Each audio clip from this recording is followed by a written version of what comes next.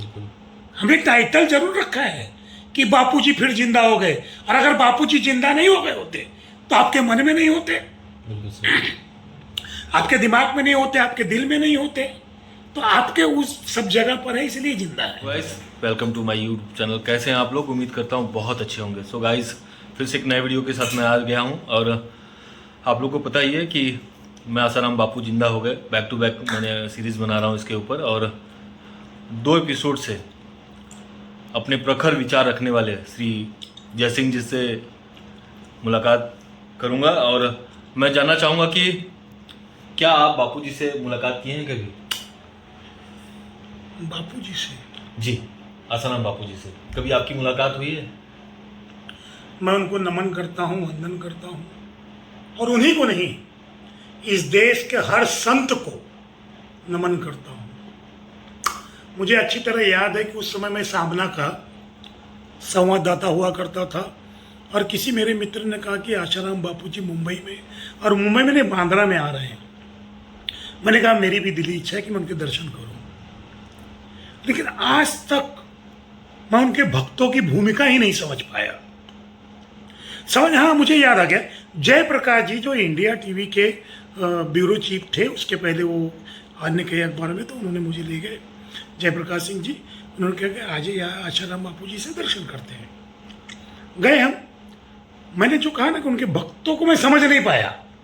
उनके भक्तों ने कहा आप यहाँ खड़े रहिए, बापूजी वहाँ से आएंगे, और हम लोग वहाँ खड़े रहे कि बापूजी आएंगे, इतने बड़े संत हैं, महात्मा हैं, उनके दर्शन करने वहाँ लगे रहे।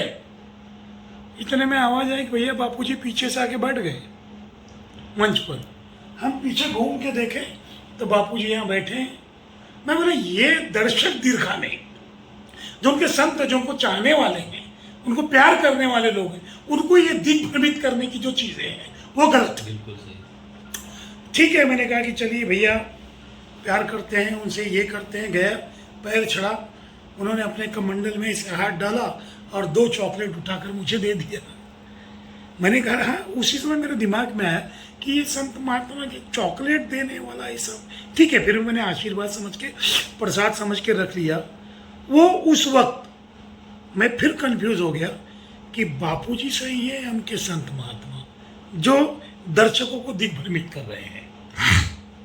देखिए, जब किसी संत का लोग दर्शन करने जाते हैं तो मेरे ख्याल से उसको भगवान मान के जाते हैं। बिल्कुल सही।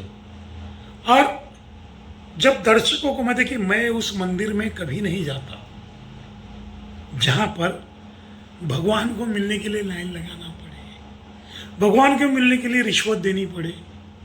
तो बापूजी से मैं मिला हूं, उनके मैंने सम्मान किया, उनके दर्शन किए।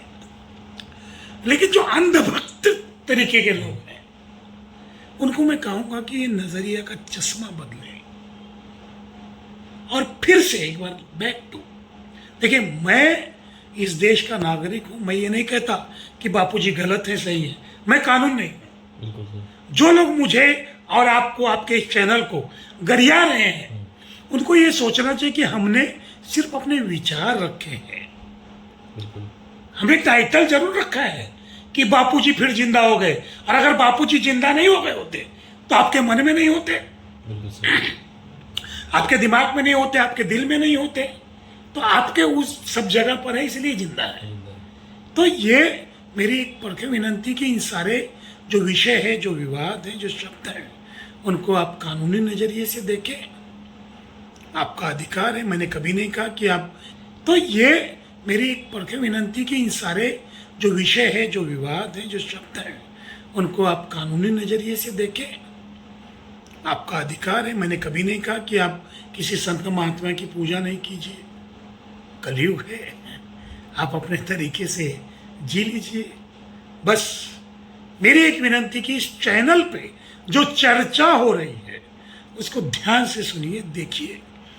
हम लोगों ने कभी नहीं कहा, इवन कि जिसका चैनल है वैभव राय जी, जो मेरे बहुत छोटे भाई हैं, पिछले 3 बार से मुझे वो सारी चीज़ें करें, वो सब ठीक है, लेकिन सच को आप छुपा नहीं सकते हो। सच आपके सामने आकर है।